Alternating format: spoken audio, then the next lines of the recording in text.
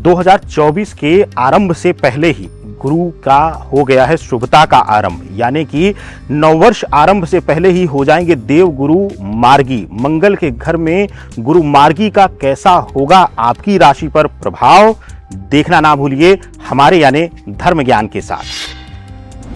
2024 की शुरुआत में देवगुरु बृहस्पति हो जाएंगे मार्गी।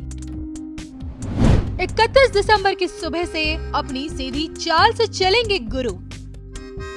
मंगल के घर में 9 अक्टूबर तक मार्गी रहेंगे गुरु। 2024 में मेष राशि में रहेगी मार्गी गुरु की मौजूदगी। पूरे साल गुरु की मार्गी चाल क्या कुछ देगी?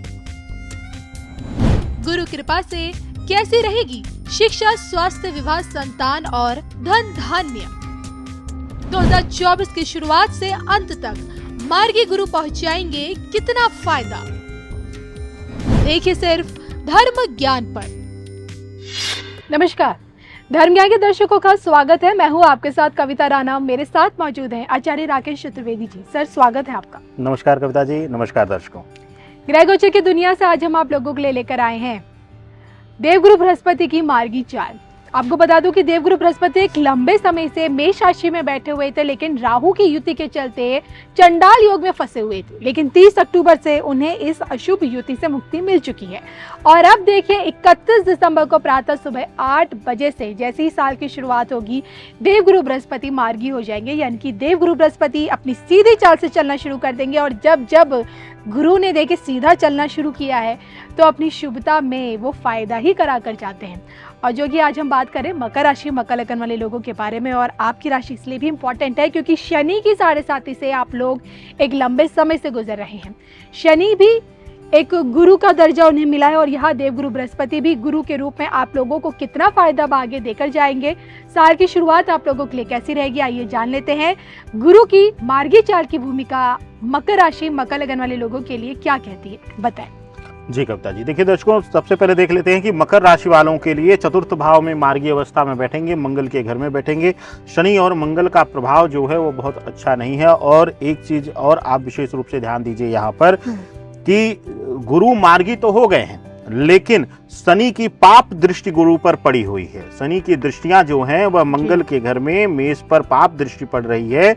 और पाप दृष्टि यहाँ पर पड़ने से बहुत अच्छा परिणाम हम नहीं कह सकते हैं मार्गी होते हुए भी, लेकिन हाँ, जो पिछले कुछ तनाव थे उनसे अब राहत देते हुए दिखाई दे रहे हैं। अब उससे लाभ मिलता हुआ दिखाई देगा।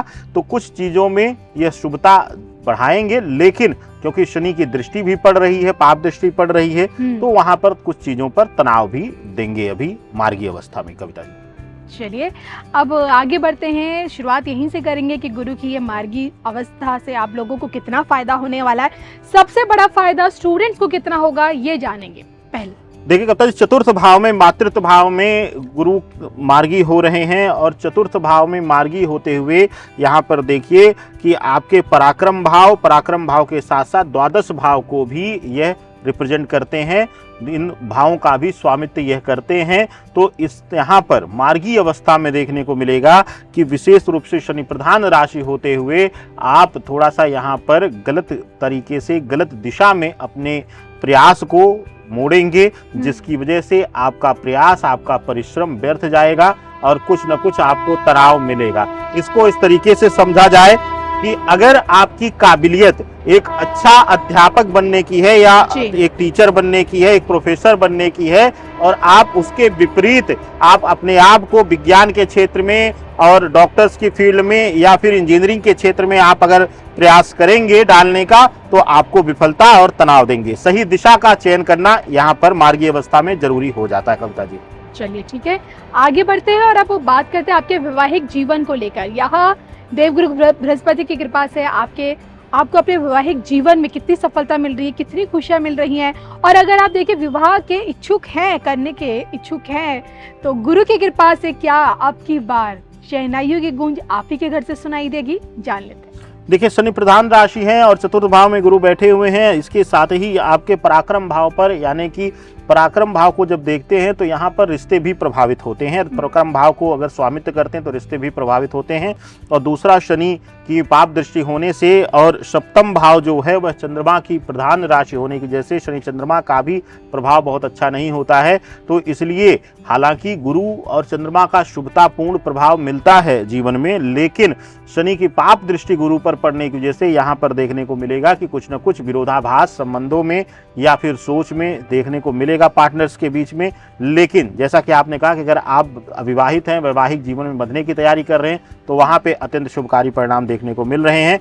तमाम प्रकार के अवरोध जो हैं वो दूर होंगे और इस मार्गी अवस्था में ही आप वैवाहिक जीवन में बंध जाएंगे। कविता जी, चलिए बात करते हैं। मैं ये भी जानना चाहूंगी कि संतान पक्ष की तरफ से कहीं कोई खुशखबरी इन लोगों के लिए या फिर कहीं कोई परेशानी आपको नजर आ रही है? देखिए, संतान पक्ष से देखा जाए तो विशेष रूप से द्वितीय भाव जो है वह शुक्र की राशि है और शनि की प्रधान राशि आप हैं। शुक्र शनि का बहुत ही अच्छा योग है।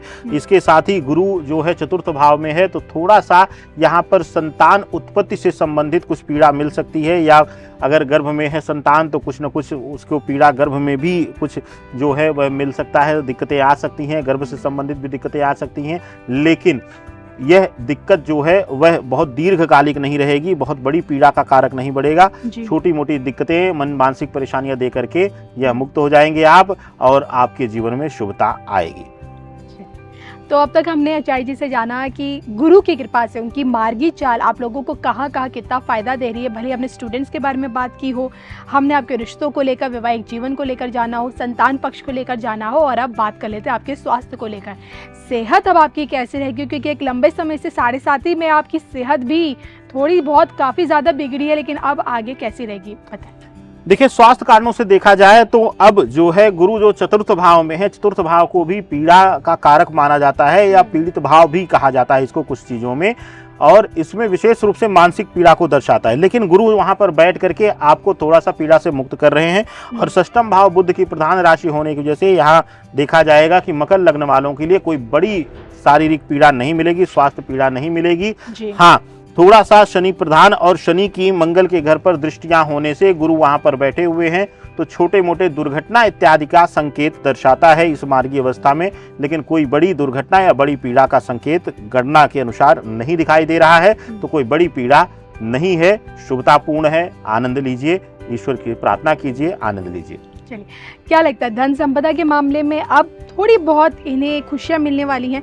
कुछ सेविंग्स अब ये लोग कर पाएंगे? क्योंकि मुझे लगता है एक लंबे समय से शनि की 7.5 से ये लोग जो गुजर रहे हैं, आर्थिक तौर पे सबसे ज्यादा परेशान थे। देखिए, शनि को जैसा कि आपने शुरुआत में कहा और हमने बार बार कहा है, वही शब्द आपके मैं दोहराऊंगा कि कर्म गुरु हैं, कर्म प्रधान हैं और परीक्षा लेते हैं। अभी तक मकर राशि वालों के लिए जो स्थितियां परिस्थितियां रही हैं वो व्यर्थ व्यय की रही हैं, अचानक पैसे व्यर्थ व्यय होने की, और पैसे का अभी तक आपके धनाकोश से निकला ही है, पैसा आया नहीं है, भंडारण नहीं हुआ है। लेकिन गुरु की मार्गी अवस्था, वो भी चतुर्थ भाव में मंगल के घर में बैठ करके आप देखेंगे कि इस समय धनाकोश में वृद्धि शुरू हो जाएगी, और मार्गी अवस्था में आपका धनार्जन, आपका धनाकोश, आपके व्यापार में हर तरीके से वृद्धि का योग बन रहा है। तो अब जो इस मार्गी अवस्था में अगर जितने भी कार्य आप करेंगे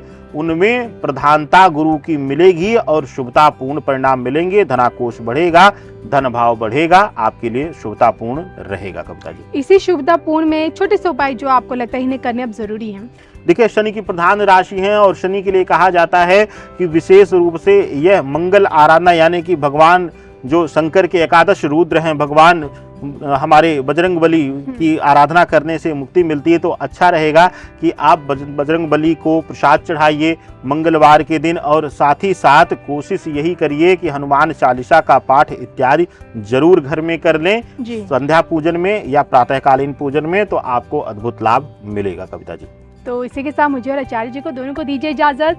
तब तक के लिए आपसे इजाज़त लेते हैं, और नववर्ष 2024 के आप लोगों को भी ढेरों शुभकामनाएं हम लोगों की तरफ से। नमस्कार।